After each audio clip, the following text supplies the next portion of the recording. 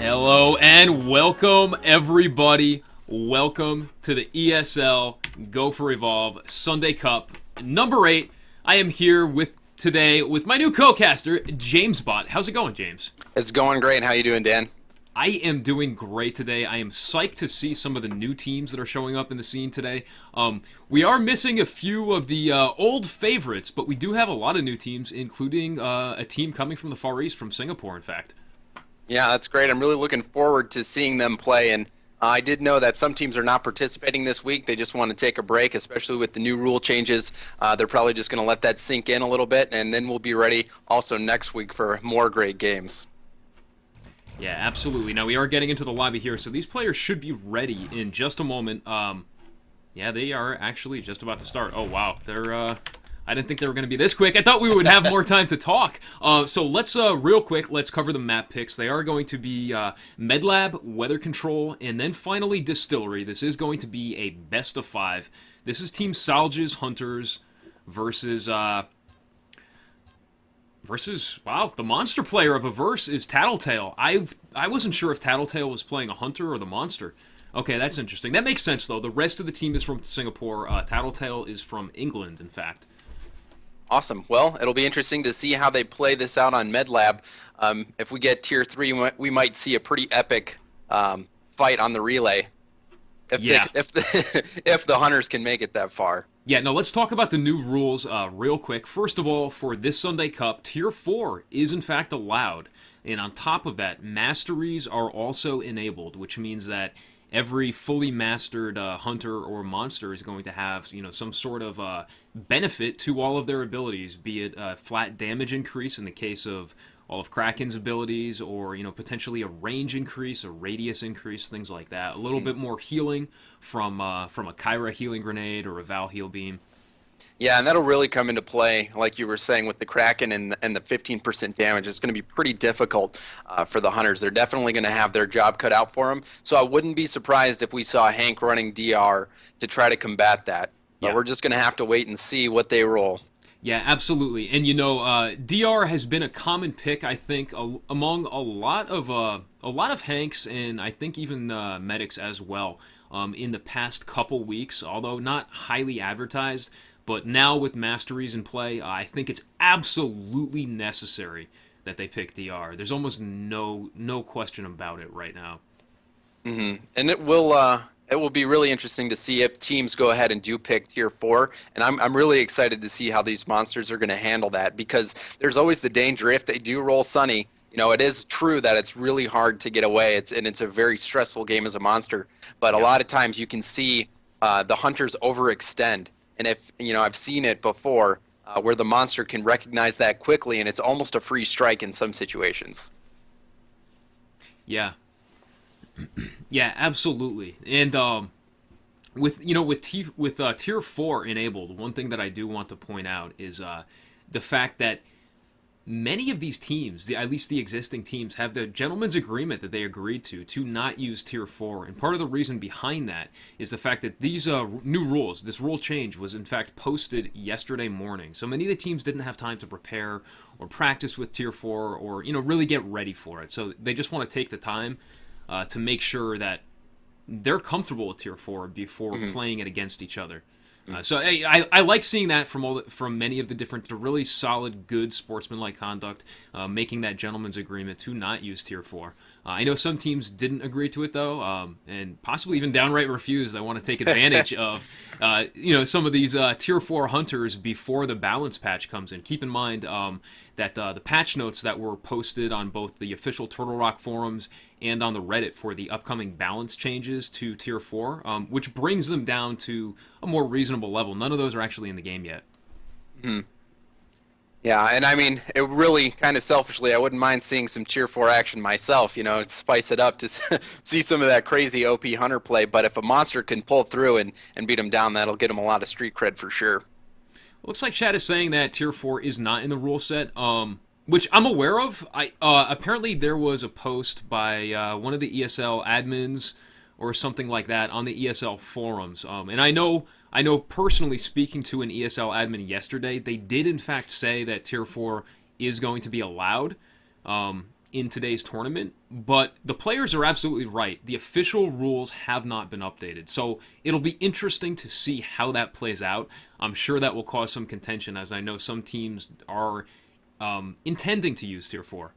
Well, I'm sure But the somebody official will be. rules have not been updated, like players in chat pointed out. Yeah, well, And there they're you go. absolutely right about that. Now you can just throw the book right at them in that case. The rules are the rules. Right. Also, I saw somebody in chat. They were asking, is that tie that you have, is that a clip-on or is it a real tie? Is that my tie or your tie? I guess both. Mine is a real tie, and it is I It's a real looked it tie. up on YouTube how to tie it. It's pretty surprising what you can learn on YouTube.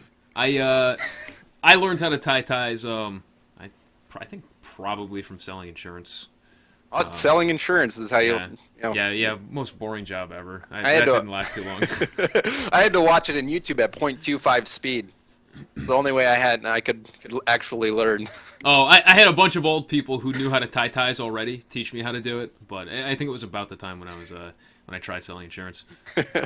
Cool. So Not a What is double Windsor though. I've never been able to do a double Windsor. Forget that. yeah, that's impossible.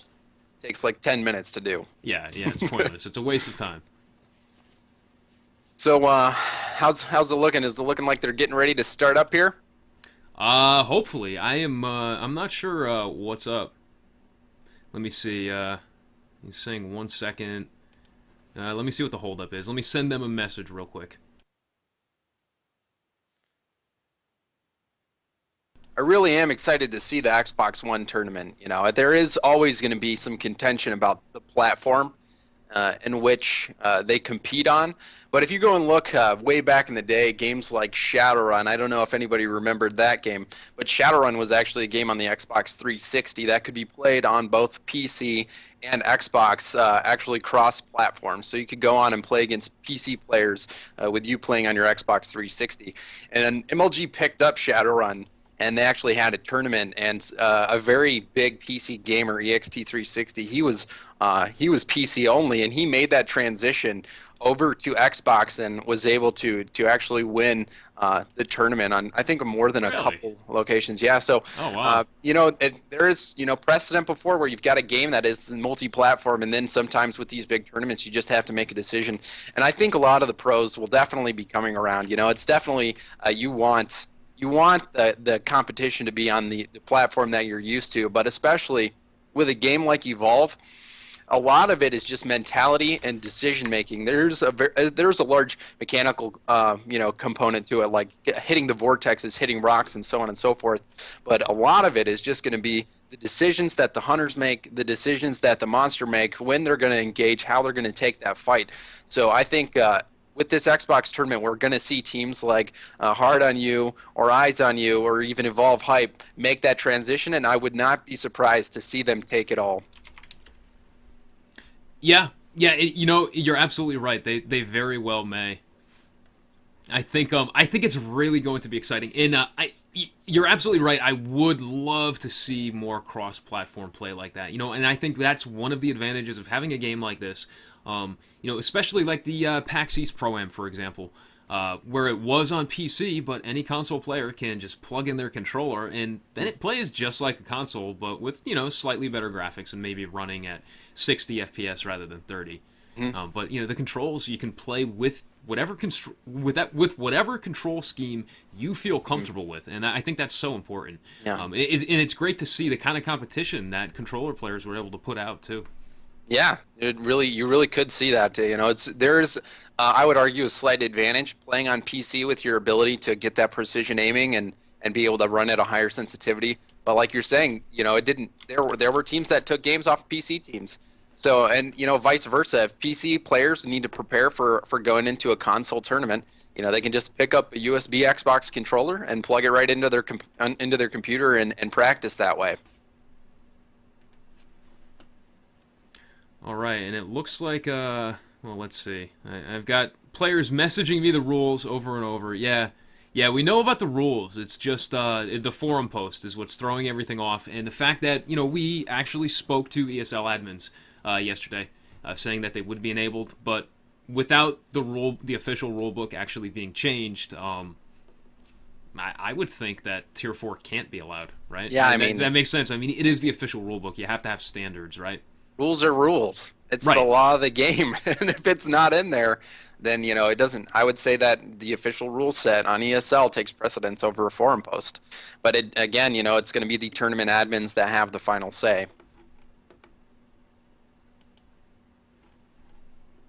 Yeah, let's see. Okay, so no word yet from let me see. Okay, so they may actually be waiting for an admin to confirm. I think that's the issue here. Okay. Let me send them a message real quick.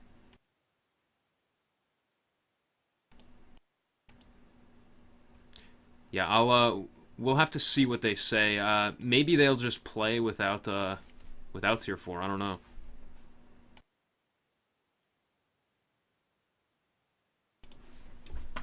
All right. Yeah, regardless, I think it's going to be a pretty good match. I wonder if the monster for a verse is going to take advantage of that evolve cave that we see so often on MedLab used.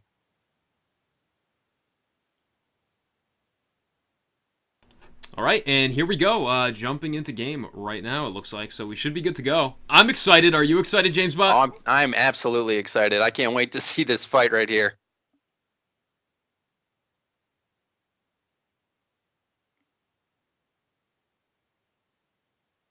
All right, and here we go. This will be game number 1, Team Solj versus Averse, a brand new team comprised of a Singaporean group of hunters and Tattletale from England. Yeah, I think we can officially call them the wild card in this matchup. They might be a dark horse, and maybe even next week give some of the more concrete teams run for their money. Yeah, But I'm we'll excited to see how they do. I know Tattletale has been playing Monster a lot this week, and he's been streaming it quite a bit too.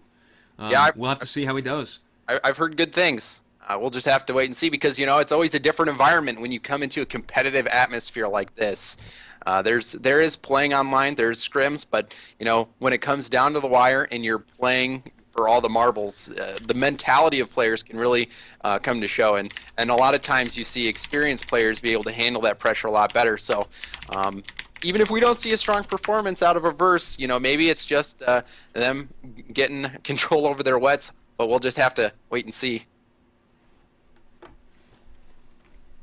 All right, and it looks like okay. So we have a Kraken pick coming out from Tattle, and we will probably see. What do you think? So they do Markov pick again? Maggie. They pick Maggie. So I would not be surprised to see Markov. Markov is pretty good against Kraken with that assault rifle, especially if you can hit the head of the Kraken.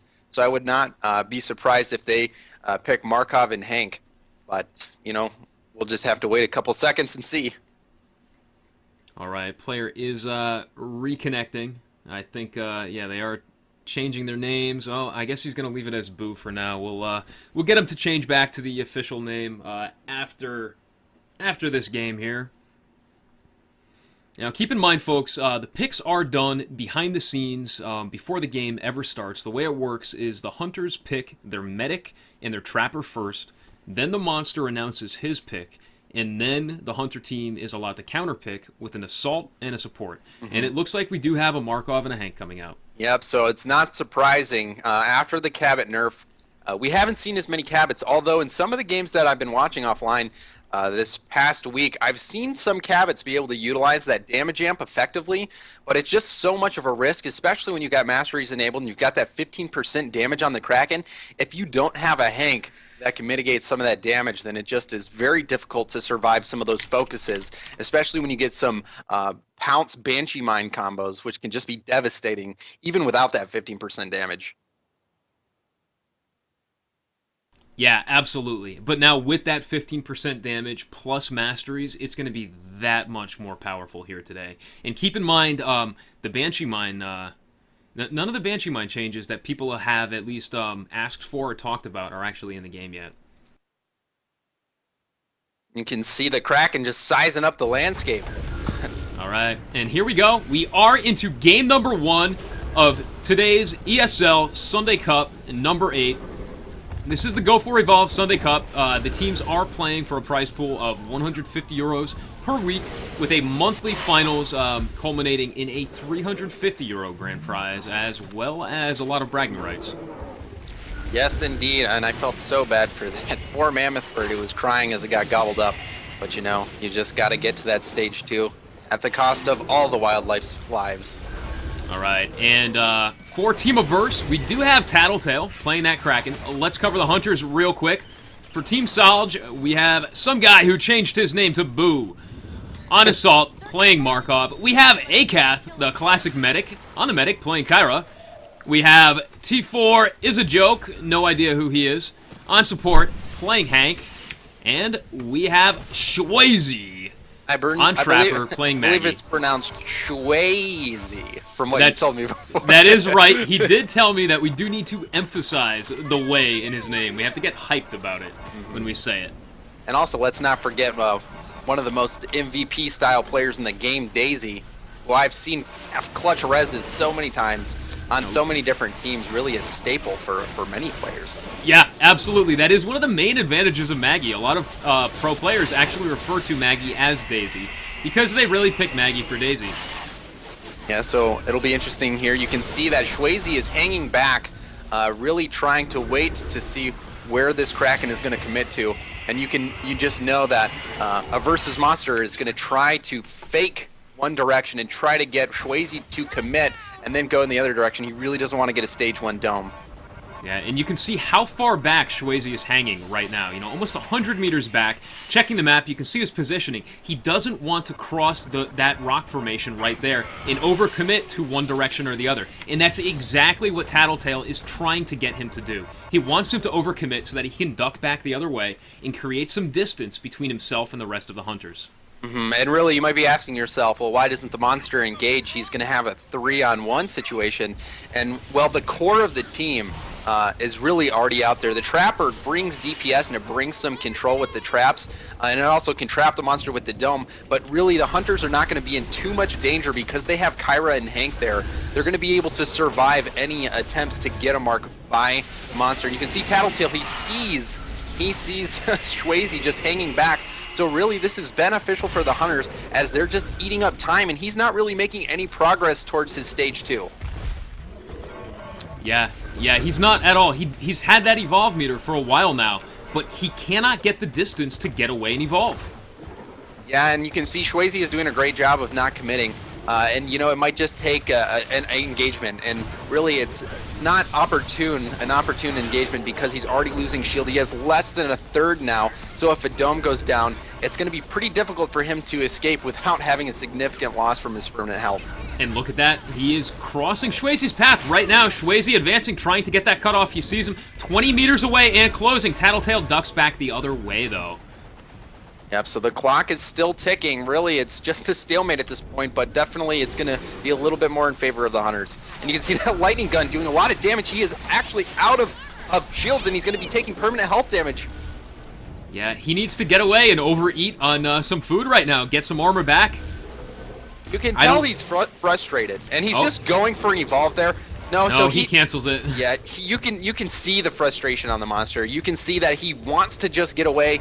Maybe he just hasn't played a trapper that's been so good at hanging back. But you know, I think that we might just see him come in and focus. Yep, you can see him focusing, and he might be just trying to go for the mark and then try to outrun the dome. But I don't think there's any way he's going to get away. Nope, we're going right past the trapper right now. That dome does come down, and yes, he is sealed inside. This is a tier 1 dome, no armor. This could be very, very bad for Tattletale. Boo comes in with that lightning gun, already whittling away at his health. Yeah, so you can see that really no Hunters are in danger at all of getting a strike, and with no shield, the monster is just going to try to get away with as much health as possible. But you can see that, you know, each one of these Hunters, as soon as they get low, Kyra's burst is just bringing them right back up, and the Hunter to get low was the assault there, so he still has his permanent shield. So really, this is a disaster for the monster. You do not want this situation. Yeah, the damage output just is not enough at a stage 1 Kraken. And look at that, he's now in full damage mitigation mode, trapped in that corner, trying to negate as much damage as possible. But he turns and faces them. Interesting choice there. Yeah, you and can Boo's see going to him- come in once again with that lightning gun. He sneak pounces Daisy. Wow. Yeah, it's just right now. It's a little bit of panic, and you could see that he was getting a little bit tricked by the play of the hunters not letting him escape when he went into the back. And really, we see that quite a bit with hunters or with monsters that go south like that. A lot of times, what we'll see is monsters go north and utilize the cave in the northwest part of the map.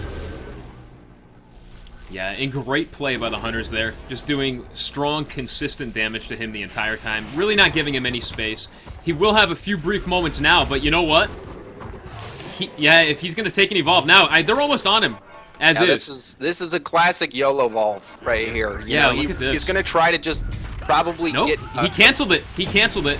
Oh, yes. This is just, a little bit of jitters. And maybe in Game 2 we'll see a little bit more composure. But you can tell that he's just a little bit shooken up just by that first engagement where he wasn't able to get away. And I think we're probably going to see another dome here and definitely a stage 1 victory.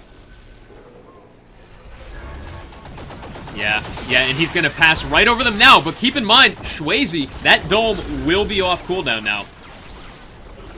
Yeah, he really doesn't have many options here to get away to go evolve.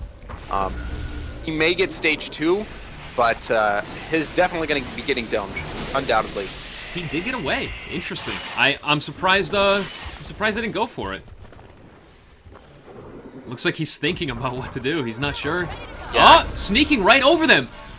Oh, I think he rushed that a little bit. Had he waited, they may have actually passed right by him. Yeah, when you're playing against Maggie, Daisy, you really need to know how to trick that AI of Daisy to get away. You know, if they're playing Griffin or running Griffin, you'll see a lot of sneaking by the monster, and some monsters will just not even bother to sneak against Maggie. But really, if you do it correctly, there are ways to trick that AI, and there are ways to get away. But you can definitely see that Tattletale is having a little bit of trouble creating distance, and Shwazy is cutting off every attempt to get out and evolve. Yeah. Once again, ducking back over. T4 is a joke, the support player. And, he's just going to back away again. They are doing a great job not giving him any space at all. And this has got to be a terrible position to be in for a monster player. Like, I mean, this has got to be so frightening as a monster player. This is the last thing that you want to have happen. Yeah, Salge is definitely a very strong team, and you know that they've had a ton of experience playing really high-level games on MedLab. And so that experience is definitely showing through with their ability to just keep that 3-1 split with the Trapper being able to cut off any attempt to escape. And you know, we're seeing it right now. It's the same exact situation that he was just in. And you can see the indecision of going back and forth while just taking that SMG damage. And now he's running back into the lightning gun. Really, the Hunters are in no danger. This is just a stroll in the park for them as they take this Kraken Maggie's down. trap locks him down. I think Shwazy may be dropping the dome now. No, he's going to back away the other direction. But yeah, I mean, he's got less than a bar of health left at this point, and they are whittling away at that health. Yeah, he's not even going to have much chance at all to do anything. Hopefully he can see a Mammoth Bird or see a Steamodon and quickly get some shields. He desperately needs some shields to prevent him from just getting his health chipped away. Or maybe an Armadon smacking somebody in the face to buy him a little bit of time. And it looks like he is getting some distance here, and he might be able to get a stage 2. And if he can get it.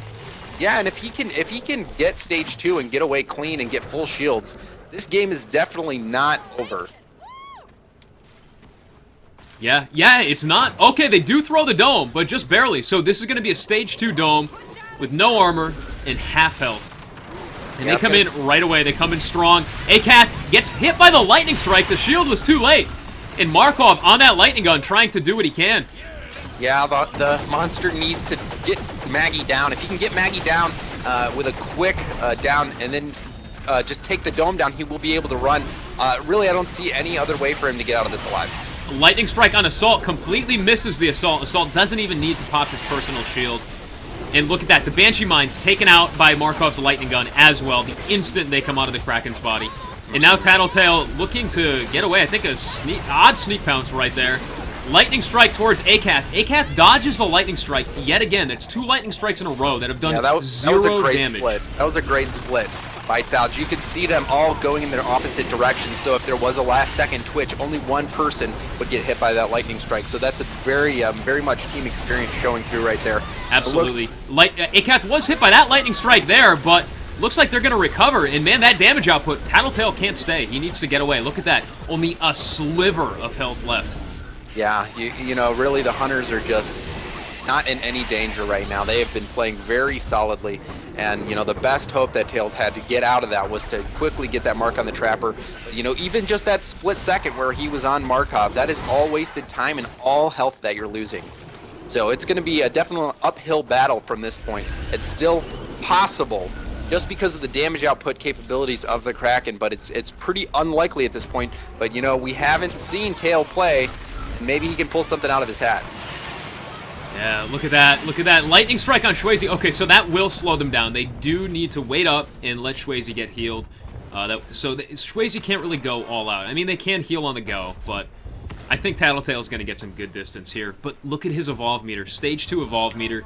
We are now almost 12 minutes into the game. And he's 20% to Stage 3. And you can see the way Salge is playing right now. Although Shwayze did slow down a little bit, it was not that much. They are just brimming with confidence. But oh no, the dome, he could get out. If he can get Maggie down right here, he will be able to escape. That's exactly what he needs to do, but Hank is definitely making that difficult. Oh, this is going to be it's going to be a close battle, but yeah, like he needs to get the Trapper down ASAP. Hank came in at the perfect time there and took him out. Drops the orbital. He does evade the orbital, so good play right there on his part. And he's now going to shift to the other side of the dome and look to take out Shwayze the Trapper once again. Well dodged right there on the part of Shwayze. So yeah, it's a win for the Hunters this round. It's a win. It's going to be almost impossible for him to get out of this dome. There's still quite a bit of time, and unless he does a super combo on Shwayze right now, he's not going to be able to get away. No, yeah, not enough. So the Hunters do take game number 1. That is Team Salge versus Team Averse, a brand new team to the scene. Team Salge, you know, one thing that we didn't get a chance to mention while we were actually inside of the game is just their dedication and persistence to the tournament scene. I want to talk more about that in a bit, but let's take a look at the statistics before they actually time out. So we have 20,000 damage done by Tattletale and 20,000 healing done by Akath. And, you know, it's so rare to see that. Even in games where Hunters win, they don't always heal as much as the monster puts out in damage. You don't see that all the time. Yeah, and you can see that the damage from the monster was just mitigated because he spent so much time trying to go one direction and then the other. Shwayze doing a fantastic job of cutting off every escape attempt from the monster. And we might see a little bit better game 2 here. Maybe Tail was just not used to the way that MedLab plays. Getting trapped in that corner, maybe he's not as familiar with the pathing. But, you know, we'll just have to wait and see. And maybe he'll try taking a different path this time. All right, and it looks like we're jumping right into game number 2 right away, which is awesome. I love jumping from game to game to game without any real delay at all. Oh, no, they are backing out. Okay. Oh, well, they got my hopes up for a minute. Well, in any case, what I did want to say, just to Salge's dedication and persistence. Let me mute them real quick. Weather. There we go.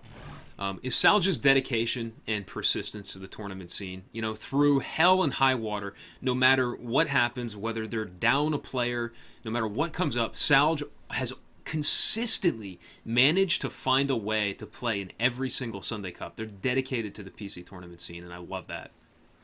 Yeah, definitely, and it's really key, you know, for success is to really get all those hours in practicing at the high level, because it's just like any other game, or in you know, whether it's a sports game like football, soccer, whatever, you know, practice and scrimmages are always different than the real deal. You have very few opportunities to really compete in an all-out situation where everybody's giving their everything and they have no excuse not to try their hardest. Being able to get that practice in, get that experience in is invaluable. So it's really just going to help Salge out in the long run. Yeah, absolutely. And you know, I think it's showed off for them too. Let's see if we can actually take a look at their statistics real quick while we wait. Yeah, and just to highlight a few of the things that they did there that really shows that they were a top tier team was that split on the lightning strike. You could see that they waited till the last second. They baited that lightning strike out, stacking. But as soon as that lightning strike was about to burst, they all not only jetpacked away, but they went in opposite directions. And that's really key because you'll see a lot of Krakens expect that jetpack, and they're ready to flick. They're ready to flick in any direction to make it hit. So the fact that they split in all opposite directions pretty much guarantees that if somebody does get hit, only one hunter will. And you'll see a lot of times if multiple players get hit by that lightning strike, then you start to get in a panic. And really, Hank is who do I shield, Kyra's who do I heal. But if only one player is hit by that lightning strike and he is the only option for the burst, then it is a very good situation to be in. So Salge really playing at a top level in that sense. Yeah, yeah, you're absolutely right. They're really showing some top level play here today. All right, so we are getting into the next game. I was hoping to pull up the rules on names. Let me see if I can grab them real quick. Oh, maybe it wasn't global. Maybe it was actually a local rule. Oh, well, I will have to find that later for the players. Because right now, we do have game number 2. This is Salge versus the brand new Team Averse with Tattletale on the monster for Team Averse. Let's hop right in. Weather control. Yes, we're probably going to see some great fights in the caves. It makes me remember back to when Insane 521 broke out the Aftershock build and blew everybody's minds by just getting up in your face and blowing you up. All right, and we are on the loading screen right now. Keep in mind, they have already selected their picks for the next round. They have pre-selected their hunter and their monsters.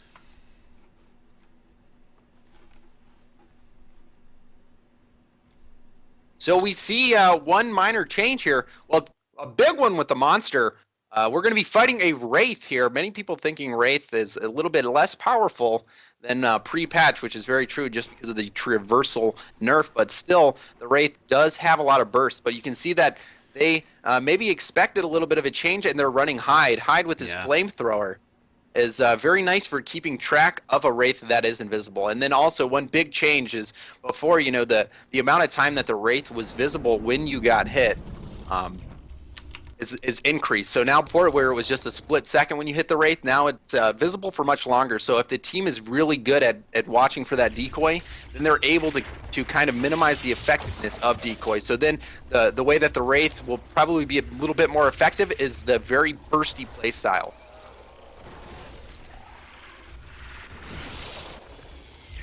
All right, and here we go. We do have Tattletale once again on the monster for Team Averse.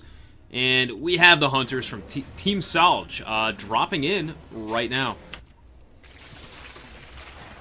Yeah, it'll be interesting to see the build that Tail goes with Wraith. I love seeing the Sky Wraith style build, the quick DPS, quick hits, and then using Abduction to try to catch people out of position and punish them for overextension. Yeah, and look at that. Tattletale, he's going to have to do what he can to stay away from that beach. So I like the loop that he made there. But, yeah, of course, the hunters are going to be right on his tail because of Maggie and her pet Trapjaw Daisy. Yeah, we're gonna have to wait and see how Shwazy handles this. It is a little bit wider area. We're on MedLab. It's pretty easy to make those cutoffs. This is gonna be a little bit more open and give the Wraith a little bit more opportunity, especially with that under area underneath the helipad. There's a lot more area to kite. And you can see Shwazy is not so much in position right now. So it's looking pretty decent for Tail as we're going into this first map or second map. You can see him. Tail is going to get away into the caves now. This is a good spot for a Wraith to be in. It should allow him to get some good distance on the hunters, potentially even beta dome and escape. Yeah, this is definitely a great spot to be, especially with Warp Blast. If you can start Warp Blasting in a tunnel, it's pretty devastating. And it looks like he is going to one of the favorite Evolve spots over here in the corner. Unless he's trying to loop out to the beach. I think, he needs to find some food before he can evolve. He's still a little bit away from stage number 2. Yeah, that is true. did not pay attention to that evolve meter, but he does get some striders over here. It's plenty of food. But will Swayze come over here and try to stop some of that? Ooh, great job baiting that dome. Fantastic job. Yeah, so that will buy him some precious time to finish up feeding, hopefully. And then eventually get away and get that evolve, which is what he needs to do. If a Wraith gets domed stage 1 against a Hyde, we could see a single dome game. Yeah, but I think that he is going Wraith just because he did have such a difficult time outrunning that Trapper. So maybe he's not as, or Tail is not as comfortable dome dodging as Kraken. It is definitely a bit easier with Wraith, especially when you're running Warp Blast. And maybe that's exactly what he's trying to do. He recognized that Swayze was able to cut off all his attempts, and if he really wants a shot at taking out Salge, he's going to need to be able to dodge those domes. All right, and we do have the dome coming out, but look at how close Swayze is. Swayze's directly on top of him right now. Yeah, and it is possible that Swayze could get dome up again. We have seen some Trappers run reload speed to get that second dome quicker, but it doesn't look like he does. Does he have it out in his hand? He does, but he's probably waiting on the cooldown, and there it goes. Yeah. Wow, great dome right there. All they have to do is keep Swayze alive right now. Yep, and you can see that shield come in by Hank, so it's not full shields right now, but really he does run decoy, so it looks like he's going to be playing this dome passive-aggressively. All right, and he does, yeah, he's going to have to back off. You're right. Yeah, you know, and this is a very, very good dome for a Wraith player. In fact, this is what you call a two-layer dome, where there's two elevations, one directly on top of the other, and it makes it very, very difficult for the hunters to keep up. So he can kind of duck in like he's doing right now, dish out a little bit of damage, try and create some havoc, and then duck back down low. And then jump right back up again, which looks like it's what he's going to do. Yeah, exactly. He's trying to dodge that Hank fire, but he's not able to in the end. You see a lot of Wraith players just not even run decoy till stage 3 just so they can have better engagements, because, you know, at stage 2, you want to put every point you can into that burst just so you can get those quick strikes. But it looks like Tail wants to play this a little bit passive-aggressively, and he's probably just going to try to get stage 3 as quick as possible and avoid fighting as much as he can until that point. All right, and once again, he's going to try to escape to the caves. Yeah, so we're probably not going to see too many crazy attempts at going for strikes just because he is running decoy, which shows his hand a little bit, and him just trying to get away. So he's just going to do everything he can. He's probably going to try to get his eat on a little bit, and then really focus hard on dodging that dome. But really, you saw how quickly that came up with Maggie, so it looks like he might have ran reload speed to get those domes quickly.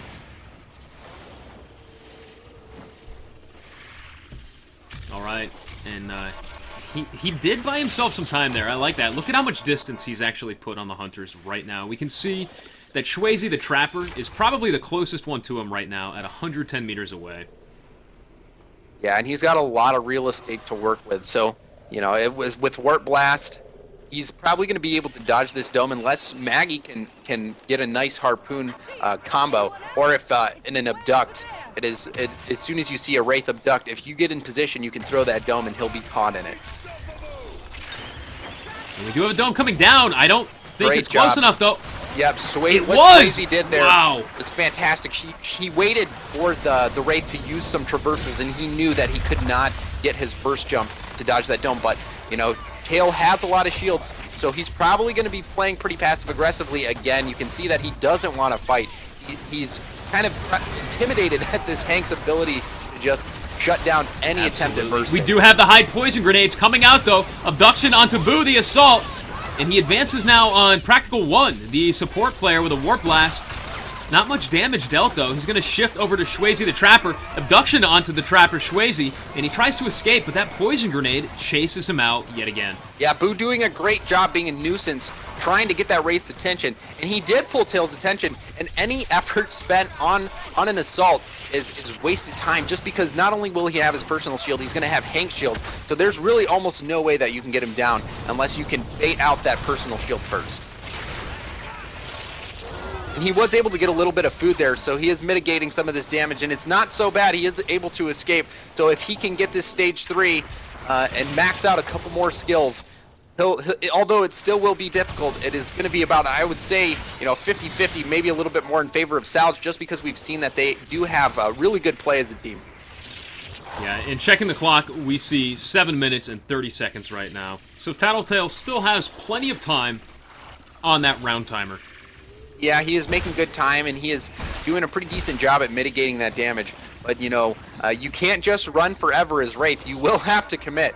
So we'll see how he fares once he does get that stage 3 and he's forced to fight on that relay. All right, and he's going to duck all the way around the Hunters there. Great play on Tattle's part, but they do see him. Just not quite sneaky enough. Yeah, and he's almost there. He's almost at his evolve, so we're probably going to see him get that evolve and maybe take a stage 2 fight. He might recognize that he does need to get that dome out, and he might just accept it and have a good stage 2 fight. We really haven't seen Tail play in full DPS mode. Keep in mind, at this point, the only engagements that we've seen, he's just been trying to mitigate. So he hasn't really showed his hand or his style of play when he goes full burst, and you can see him engaging right on Kyra here. This could be that burst that he was waiting for. Getting a great abduct warp blast, and you see the shield come up for Hank, and he's already low, but if Kyra gets out of line of sight, it could be bad. All it takes is just one bad position and one quick warp blast. Wow, and that orbital comes down too. He's got to get out right away. Oh, the orbital cutting off all opportunity for him to stay on those players. You see that all 3 players right there. We're sitting right on that orbital, so really no way that Tail could go in and try to continue his DPS.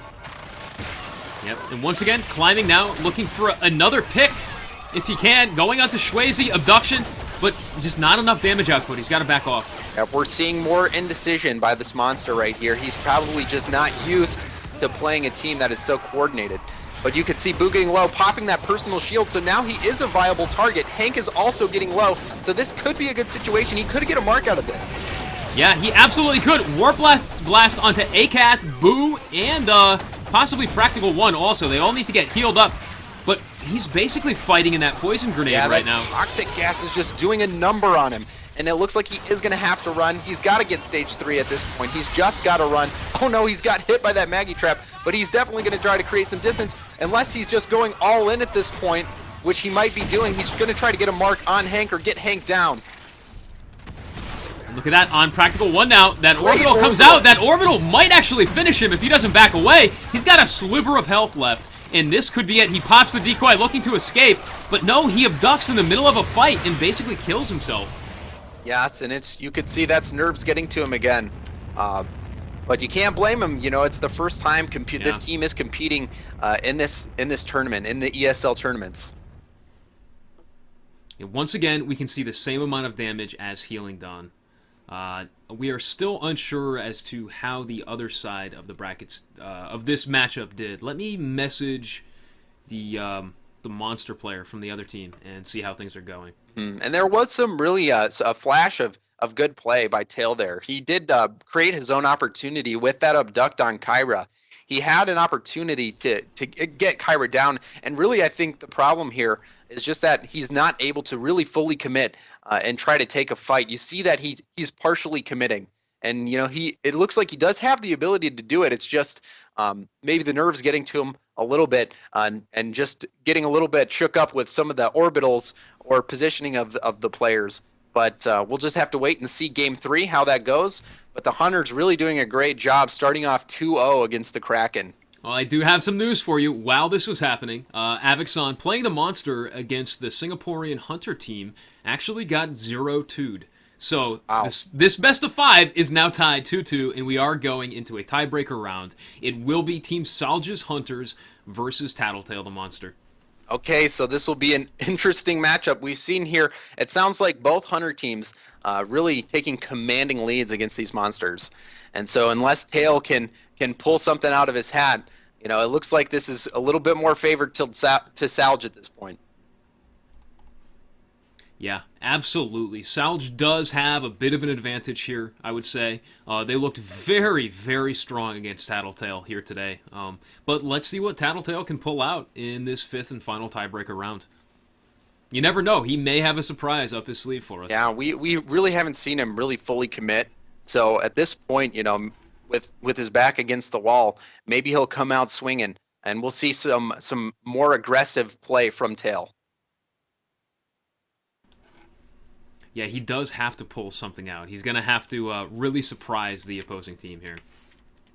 Yeah, and I think more aggression is definitely key. You know, he hasn't been able to really dodge the domes as effectively. You saw that he was able to do a little bit of that when he was playing as Wraith, but still, Shwazy didn't fall for it that many times, really starting to be patient and waiting for the Wraith to use up his traversals before throwing that dome. So I think he's just got to kind of take a more aggressive mindset. But, you know, this is game 5, and he's going to do everything he can to pull out the W. All right, and you know, let's check these brackets here real quick. Let's see if anything else has updated.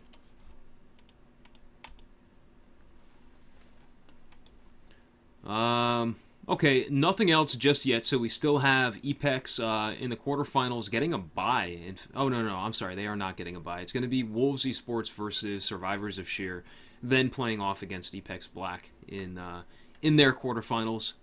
Let's see, we have KPV versus Nod Web. And then it'll be No Hope versus the winner of Team Sith or Apex White. Apex White, I believe we have Tonic. Tonic is 2Bro, who updates all the stats in the background for us here. Playing Medic for them here today, rather than playing for Stage 3. And then, of course, Team Sith. Who we're all very, very familiar with. They've always had a very, very strong showing in every cup that they've competed in.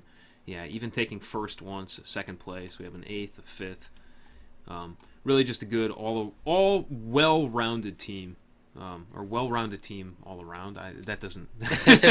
Well-rounded team all around. Lots of rounds there. Yeah, exactly. Let me buy you a round, Dan. But... no, I think we're going to see really a wild card of who's going to make it to the final. It's anyone's week this week, especially with some of the teams that are a little bit more established and making it to the finals every time not participating. We could see a pretty surprising final. Yeah, you never know. We have seen surprising finishes before, and if we saw it again today, it certainly would not be the first time. I think right now we are just waiting for the teams to finalize their picks. They have already determined that Team Salge will be playing the Hunters, so it is now up to a verse to go through the picks. We are playing this on Distillery, so I guess they just have to figure out what Hunters they're going to play and what the monster is going to be. Yep. So to break it down, both Hunter teams for each side winning all of their games. So now it's down to the Hunter, Tail, to bring home the victory, but he is going in an uphill battle, losing his first 2 games. A monster not even taking 1 game for either team in this matchup. Yeah, you're right. Neither monster won versus the strength of the Hunters in these games here today. And you know, while we're waiting for them to finish everything up, since you are a new co-caster here on the show, James Bott, and many people may not have seen you yet on Twitch. They may have heard your voice, though. You know, being a friend and old roommate of the Guidance, they've probably heard you many times on Guidance's stream or Insane stream, and possibly even on mine once or twice as well. But where do you get the name James Bott from? Well, I have a pretty... Well, my friends tell me it's pretty good sometimes. It depends on the quality of the microphone, but I do have a Microsoft Sam robot voice that I like to make sometimes. That you make? Yeah. You mean you use a filter or something? No, it is just something I crafted and honed over my time talking trash on Xbox Live. And if you've played Xbox Live, you know that almost 99% of it is talking trash. So you really have to hone some of the ways that you do it and be a little bit creative. What do you mean by creative? I mean, like, LOL, oh my goodness, you are so bad. Wow. Yeah, that sounds exactly like Microsoft Sam. LOL, John Madden, here be.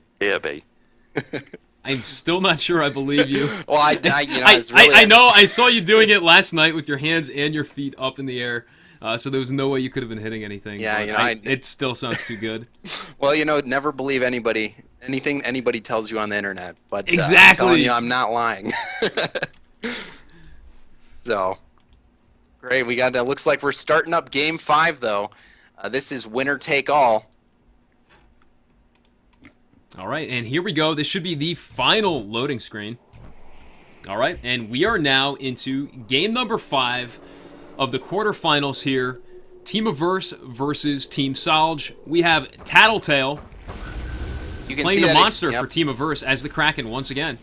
You can see him switching back Kraken, and then Salge responding by picking Markov. That Markov assault rifle just so good against the Kraken.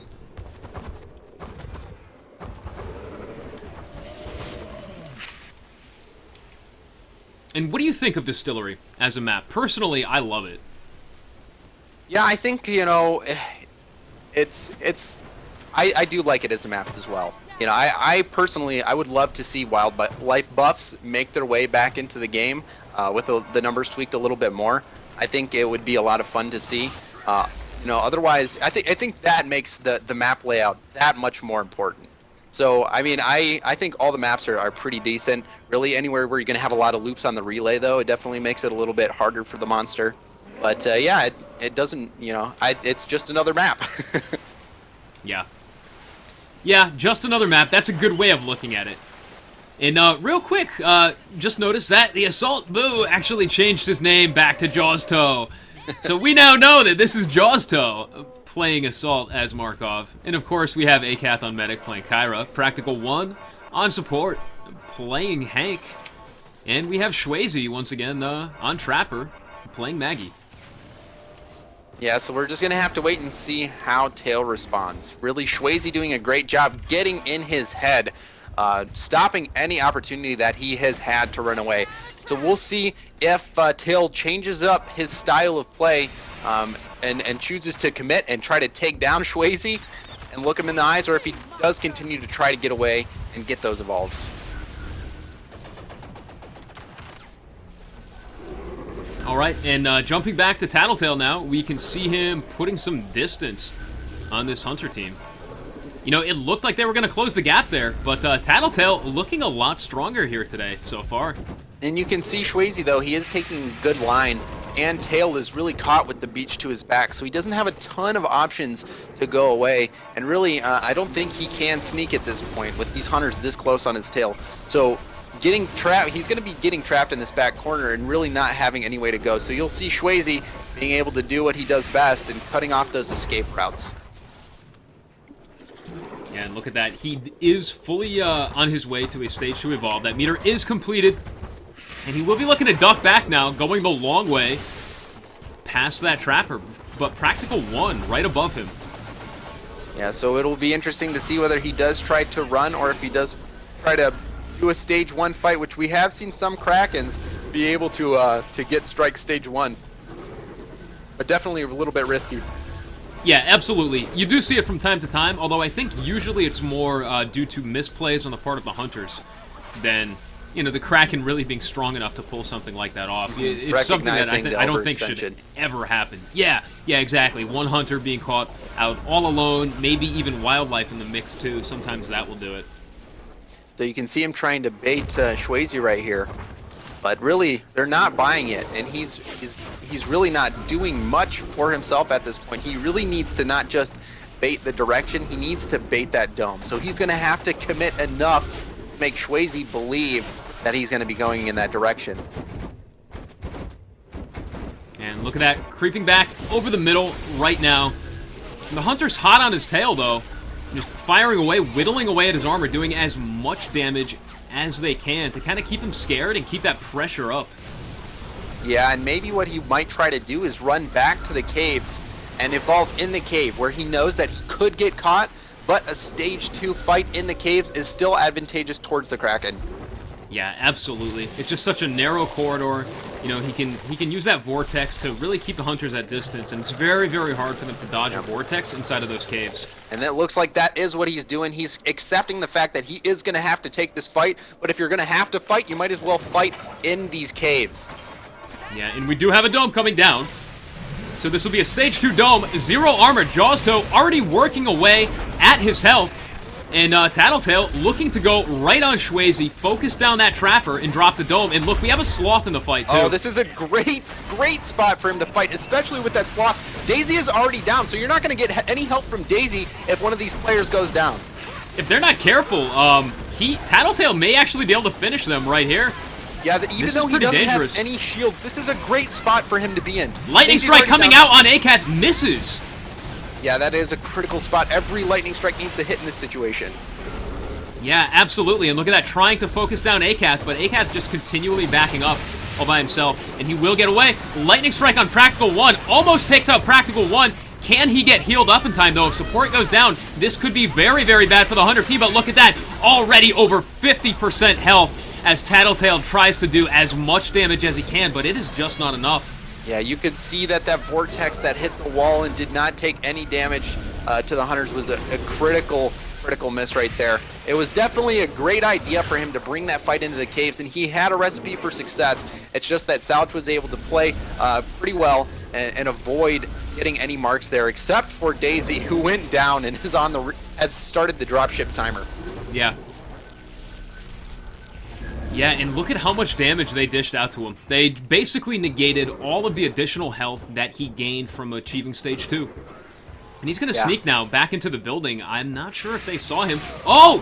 He jumps up. You know, they may have passed him by had he waited. Yeah, so right now he knows that Daisy is down, so he can sneak a little bit more effectively. But he wasn't able to capitalize right there, and really he is in the flight mode when it comes to fight or flight. Yeah, the Hunter's backing off, though, a little bit. I expected them to actually stay on him. I guess Swayze backed off because all the other Hunters were on the other side of the building, so that was probably a wise move. But Swayze does have the dome out now. He's getting ready to drop it 20 meters, throws the dome, and I think he will get it here. Yeah, this is definitely the position you want to be in with Salch, and it looks like they're going to be able to take this game 5 and move on. Really, Swayze doing a great job of waiting for Tail to commit one direction. You can see him dodging that. Really, if he cannot get Maggie down, he's really not going to have much hopes, because this is not an ideal landscape to fight in either. Really no loops for him to utilize.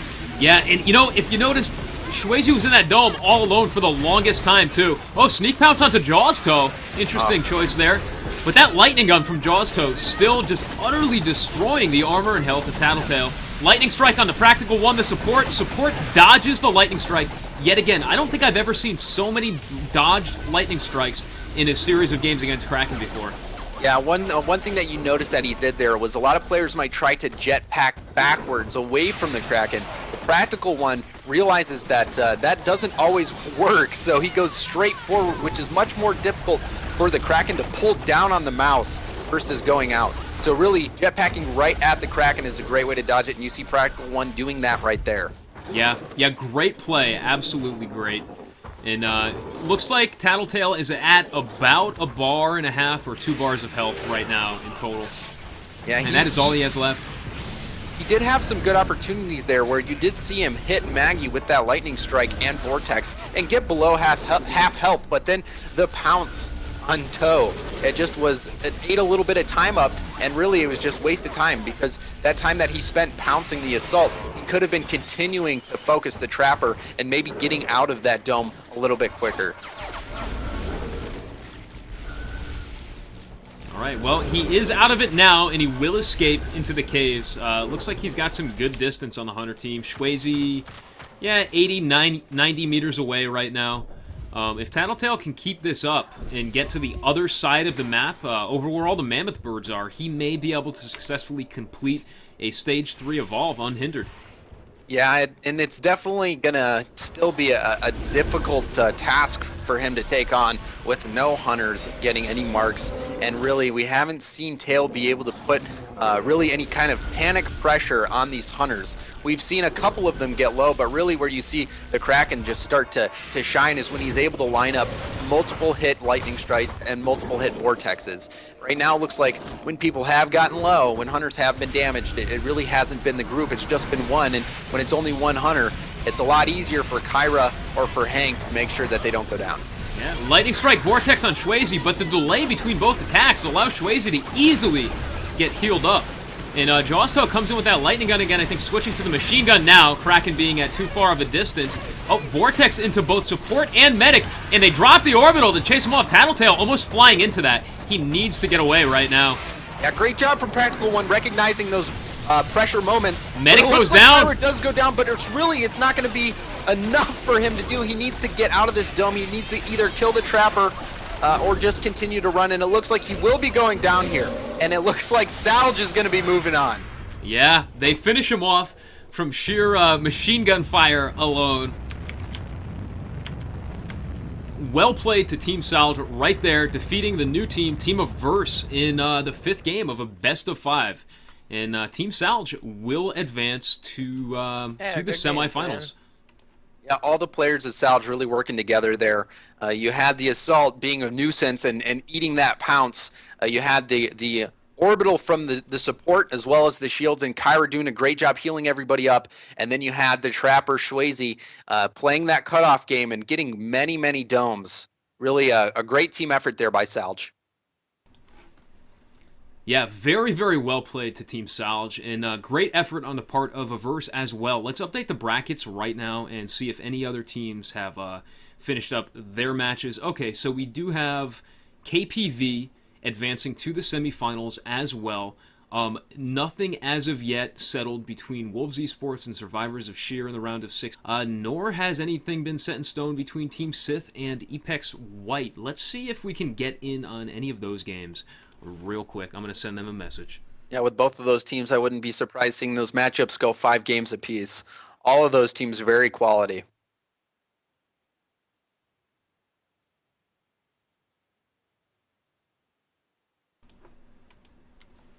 Okay. All right. I did just send Legendary, the Goliath player, a quick message. He is messaging me back quick, which is good. He's probably not playing right now, so we may be able to get in. Okay, he said he is done with his games, which means that his Hunter squad is playing right now. Yeah, it'll be really exciting to see Legendary play. I love watching his Goliath play. It is very exciting. I love watching rocks fly.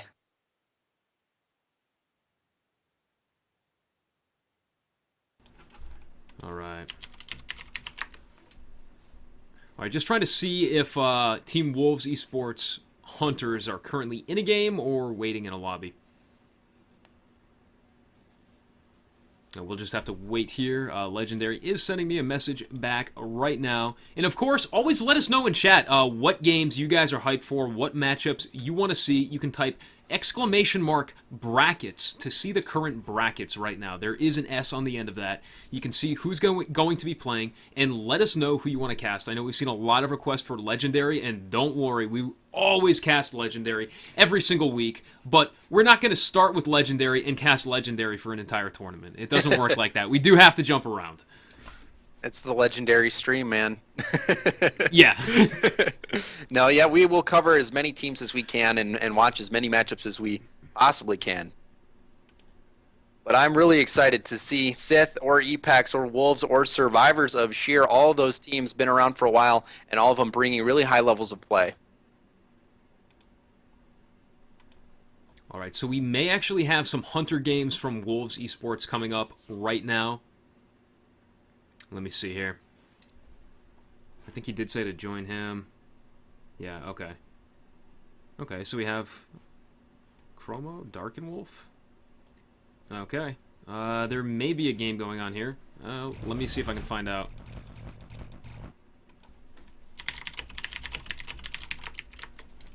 All right. Let's just see what they say.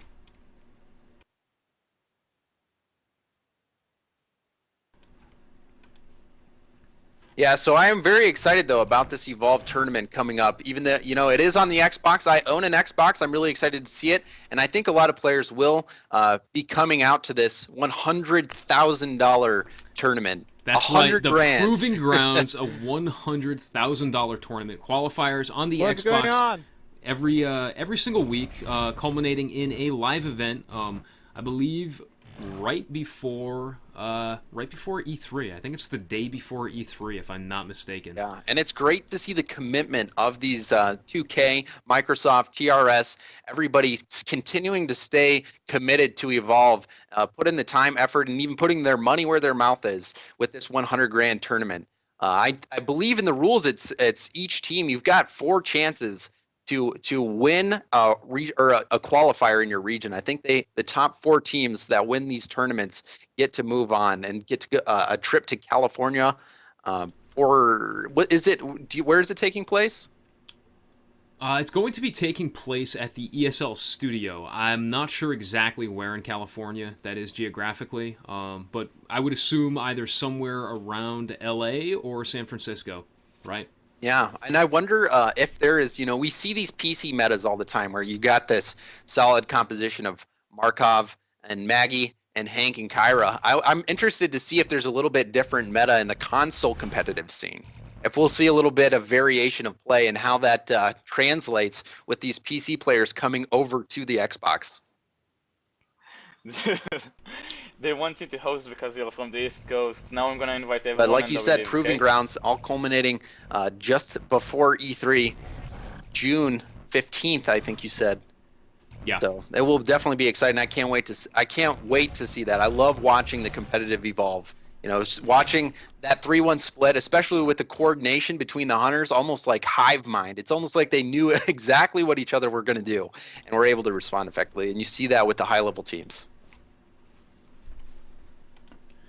Oh, okay. All right. So this is the deal right now. I finally understand what's going on. Sorry about all the confusion. The players weren't really explaining it to me that well. So Wolves Esports is in fact currently tied against Survivors of Sheer 2-2, and Yeah, go away. We are getting a better monster. Let me mute them. Inherent. I have no idea what they're saying. We'll get them muted before they say anything that shouldn't be said on stream. That might be offensive. It's currently tied 2-2. We are going into game number 5, yet another tiebreaker. We could actually see Wolves Esports eliminated in the first round here today. It will actually be Wolves Esports Hunters versus Survivors of Sheer's Monster. And let me see if I can find out what the score has been so far. Okay, it will be on MedLab, so I need to set that up. They're requesting me to host, so I do need to set that up. Give me 1 second here. All right, yeah, and I just want to take a moment. There's some contention about the platform. Well, you have to think about it from 2K, TRS, Microsoft's point of view. If you think about should we go for this PC or Xbox? If you think about the access, the accessibility of the platforms for a PC, it's going to cost you a lot of money. It's going to be upwards of $700 or more for a pretty decent gaming rig, and you have the like ability 15. to play an Xbox. It lowers the barriers to entry. So when you've got this big tournament, the Proving Grounds, you want as many people to participate as possible. So logically, it will be console as the platform for that, especially when you got a multi-platform game like this. And yes, I agree. I am part of that PC gaming crowd, but I can understand. That you're going to want to kind of get the game out to in front of as many people as possible. And many people are going to have an Xbox One, and if you don't, you probably could borrow one from a friend, or if you need to buy one, it is a little bit less expensive. So although I do wish that it was PC, I can understand the fact that it is on Xbox. And I think that players will be able to make that transition onto Xbox and play. And I think it is good for the community, and I am really excited to see this tournament. Yeah, me too. I think it's going to be a huge tournament. The Chappie Challenge was already pretty big, and this one's looking to be even bigger. Judging by the date, which, if I'm not mistaken, is one day before E3. It could actually be done possibly near E3 somewhere. But obviously that's all just conjecture on my part. I don't really know for sure. I'm just guessing by the way marketing works, and just by the timing of the whole event. Which would be pretty cool if if it turned into sort of a pre-E3 kind of thing. Yeah, well, which that makes me really look forward to whatever's going to be shown at E3, right? Yeah, E3 is always exciting. It's always a great opportunity for these studios with these games, and really Evolve is one of those games that kind of is breaking the mold with the way that the multiplayer works. A lot of times you see these games where it's just one side versus the other. It's very symmetrical. But you've got this asymmetry with Evolve being the 4v1, which personally I think is great. It harkens back to the Splinter Cell Pandora Tomorrow game where you had the spies versus mercenaries. I just think it just opens up the door for a lot of interesting metas and a lot of interesting play styles and strategies, and it makes it not only a ton of fun to play, but a ton of fun to watch. Okay, and it looks like we did get the message from the players. We are ready, so we are going to be jumping into another tiebreaker round. Are we going to have a repeat of last week, James? Where almost everything was a tiebreaker. It was like one tiebreaker after another after another. I think we had 4 or 5 in total, back to back to back. That's great. That means that anyone can make it to the King of the Hill position, and I just can't wait to see this monster taking on all that pressure. You see that all the pressure falls to one player where the hunters kind of get to rely on each other. You really need a monster with a very strong mentality to handle these final games in the series. Yeah, you really do. You're absolutely right about that. And, something like that, I think, also comes from experience as well, just playing week after week after week.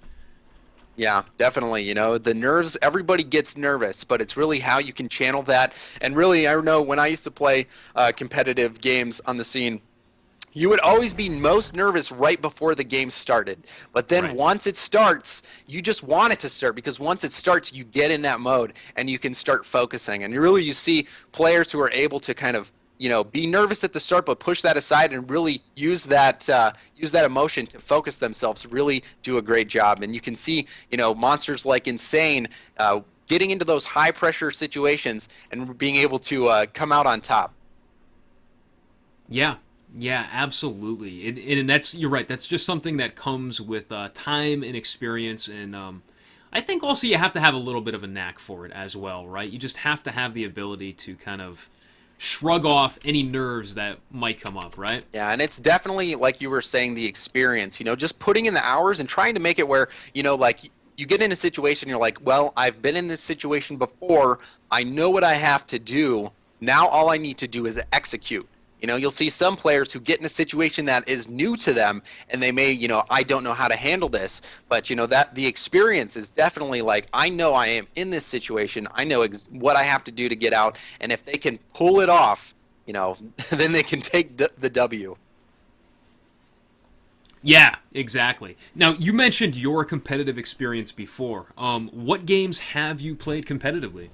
So back in the day, I used to play a lot of Halo. I played a lot of Halo 1 on Xbox Connect, moved into Halo 2 where I won a few local tournaments, and then also in Halo 3.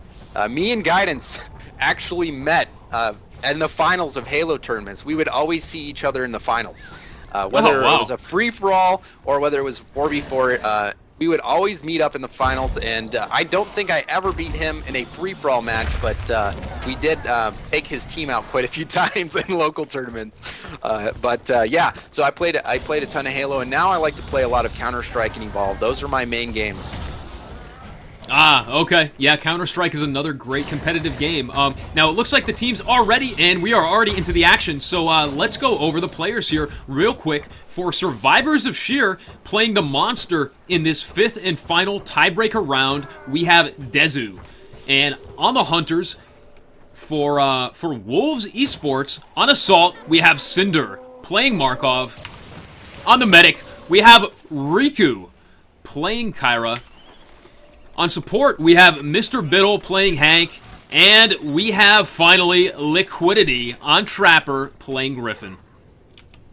And look at how much distance Dezu has already put on this Hunter squad. Yeah, he is doing a great job of getting his eat on. And you can see that they picked Griffin in this situation. So if the monster can play it correctly, really what he's going to try to do is wait for these hunters to start to get close and then start sneaking. Because if you can get that distance for Griffin and they lose track of the monster, then you can get a stage 2 easily and then start getting full shields before they even find you. But you can see Liquidity saw the monster and he's heading in his direction. So it'll be interesting to see if Dezu can get these hunters to follow a false trail. Wow, we have a stage 2 Evolve coming out already.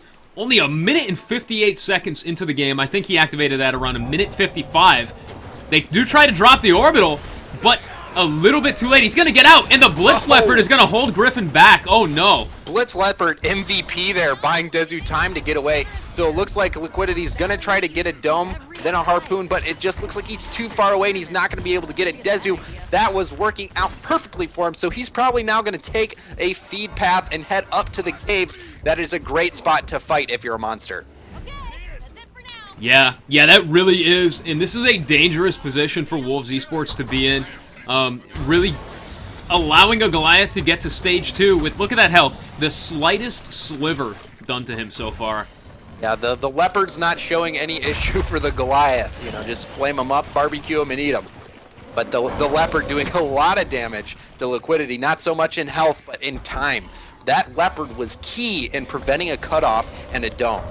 It's just, you know, you can't ignore the wildlife in this game. Sometimes they really can throw a wrench in your plans.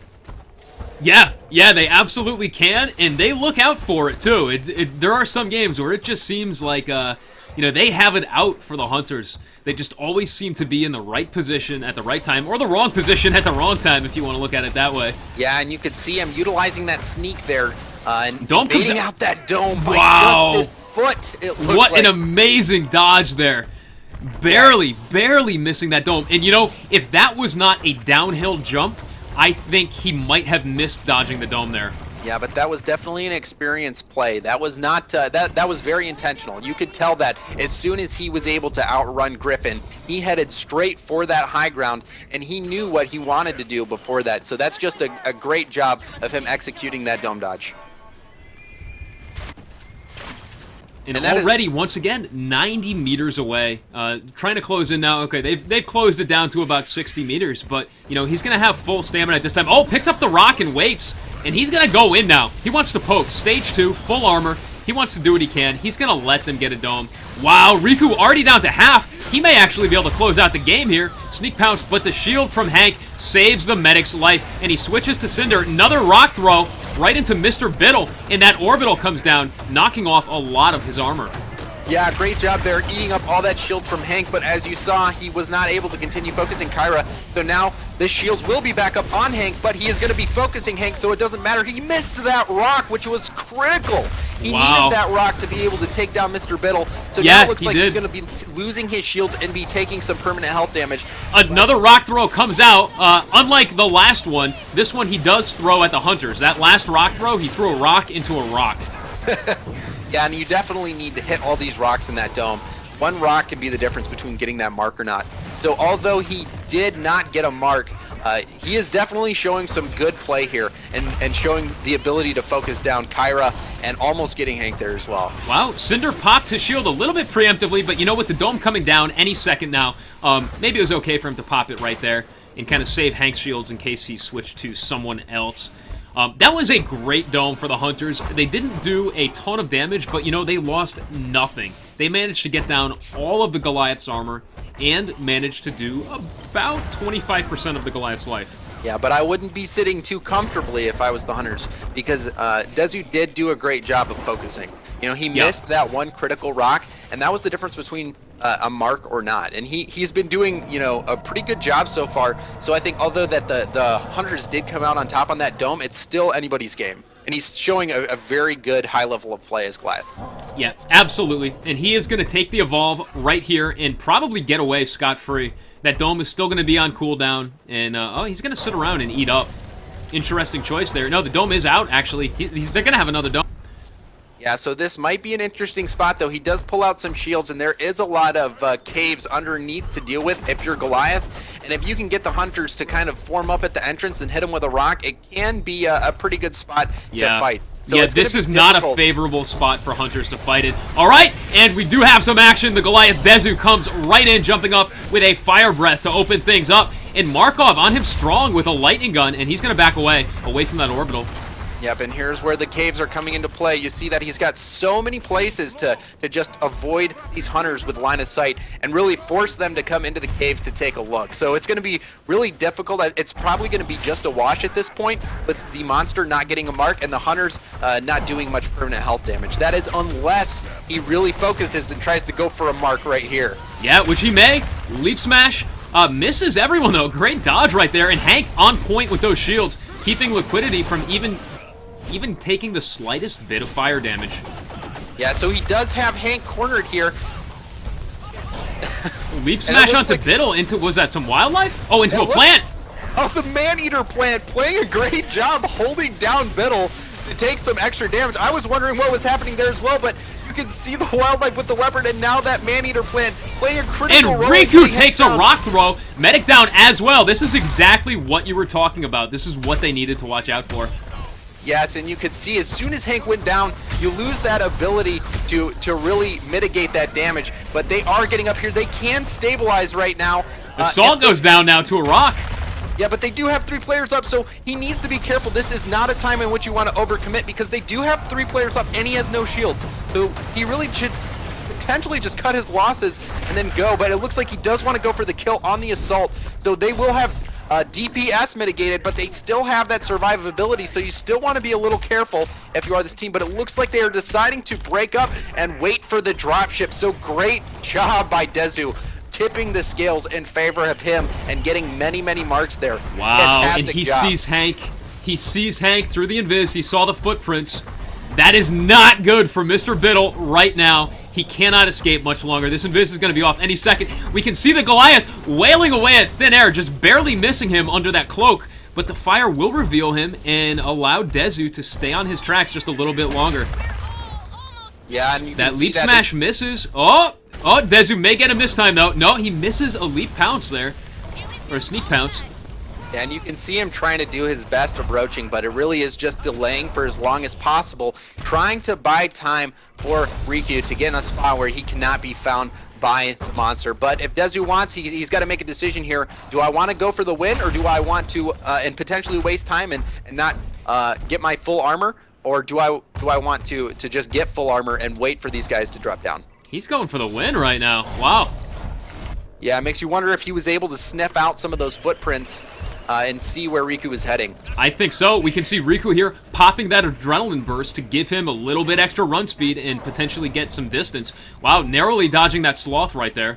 Yeah, and he just needs to survive for 30 more seconds. It's still, even if they do make it down off Oh the no, the Blitz Leopards! Oh, the Blitz Leopards and the Wildlife really having it in for the Wolves today. And this could be it right here. Wolves' run ended in the very first round of today's ESL Sunday Cup. Wow. Wow. The Wildlife in this game really had it out for Wolves. You could see there just from the beginning with that Leopard hopping on Griffin at the beginning, kind of setting the tone for what was to come. Yeah, that is a surprising finish. Well played to Survivors of Sheer, and also well played to Wolves Esports as well. Really great games there. I wish we got to see the other ones too. I think this is going to be another one of those days where almost everything is a tiebreaker. Yeah, and really both sides were playing really well there. You saw that the Hunters definitely had the win in that first dome and were able to play as a team. But really the Wildlife there just giving them some trouble, and really a clutch timing for that Man-Eater plant, taking down Mr. Biddle and holding him still until Dezu was able to come over and finish him off. That was the turning point right there. So it just goes to show you, although you can fight and do everything right in terms of positioning, you do still at the end of the day have to keep your eye on the ground for where those Man-Eater plants are, because as we saw, it can be the difference between a win and a loss. Yeah, and I'm not actually sure what Riku could have done there to avoid that man-eating plant. He was actually knocked into the man-eating plant from the leap smash from the Goliath. That it wasn't like he jumped into it or anything like that. It just simply happened. Yeah, there is definitely an element of bad luck, but sometimes, I'm sure that Man-Eater plant will not be alive if they start a dome in that position again in the future. But really, it does boil down to a little bit of bad luck. And even with that Blitz Leopard at the end, they're kind of crouching in the shadows of the bush, and then taking Kyra out as well. All right, it looks like we will be doing Apex Black as well in this next series. So it will be Apex Black versus Survivors of Sheer. This has been an amazing surprise today. I was not expecting to see Wolves Esports eliminated in the round of 16. Yeah, well, all these teams they've been practicing so much and they are so close in skill that, it just takes, one unfortunate event to make the difference between getting eliminated and not. As you saw, all of the games really coming down to that one man-eater plan. So, it was a great effort though, and you could see that they definitely had the skill to move on. It was just really unfortunate. But a great job from Dezu capitalizing on that. Yeah, very, very well played to Dezu. All right, folks, we're going to take a short 5-minute break to give the players from the other teams time to set up and get ready. We're not going to keep you waiting that long. If they are not ready, we'll jump back in and find something to discuss and keep you occupied. Thank you all so much for your support so far. If you haven't already done so, you can hit that follow button down below if you want to show your support for the channel. It doesn't cost anything. It's free to follow a channel. And you will get notified anytime we go live, whether it's for a Sunday cast or anything else in the future that's coming up. You can also follow us on Twitter and on the YouTube down below as well. Thank you all so much for tuning in so far. Stay tuned, and we will be right back very shortly.